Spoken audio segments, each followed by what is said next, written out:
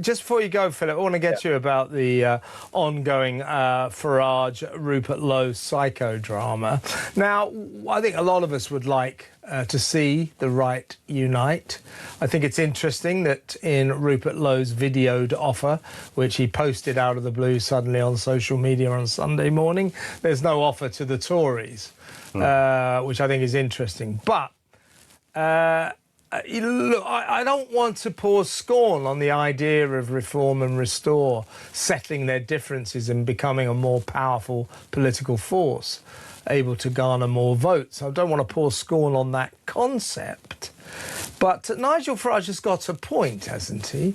If Rupert Lowe wants to forge a peace pact, going on to social media with a 12-minute video full of demands that he will require if Nigel is to agree to his peace pact. Things like, effectively, you'll have to sack all the Tories who defected to reform, Robert Jenrick, Suella Braverman, Danny Kruger and others. A clause that Rupert Lowe knows full well that in a month of Sundays, Nigel Farage would never and could never accept. That it doesn't sound to me like a genuine peace offer.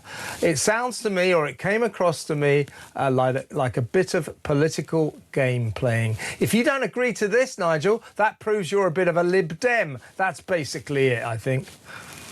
I think it is. This is a stunt. But let's just bear in mind where Restore are polling at the moment. They're on a very, very meagre 4%. So they are not in any way, shape or form in any kind of controlling position. Now, that 4% could be very, very important for reform, obviously.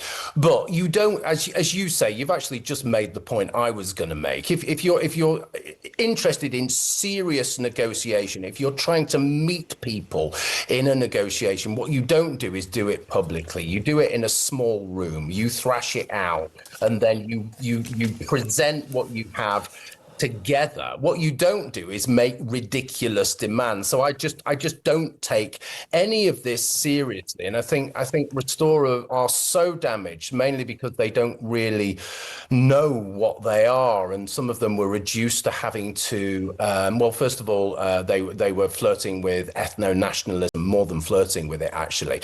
And then Rupert was saying, well, he loathes ethno-nationalism. And then some of them were having to kind of come out and say, define the difference between ethno-nationalism and neo-Nazism. Now, if you're in that position, if you're backed into that kind of corner, the British electorate are going to have nothing to do with you whatsoever. So I think Nigel should be very concerned about sullying his own brand. I think that's probably the major concern here. Like you, I really want to see the right united. I think that is the way forward. But there are some people who should be just out of the game completely, and it should be a serious negotiation. This isn't a serious negotiation. For me, it's a publicity stunt, and I'm really disappointed in Rupert because I like Rupert and I like a lot of I do too. I've got a lot of time for Rupert Lowe. I've had him on the show a lot. I'll try and get him back on, I think, soon to try and explain himself, because there is only one explanation for this. It was a publicity stunt aimed at embarrassing his old enemy, Nigel Farage. It was not a serious offer of a peace pact. I don't say that with any pleasure, but it's a fact. Philip, great to have you on as always. Thank you so much, mate. Philip Kiszely there, Senior Fellow at the New Culture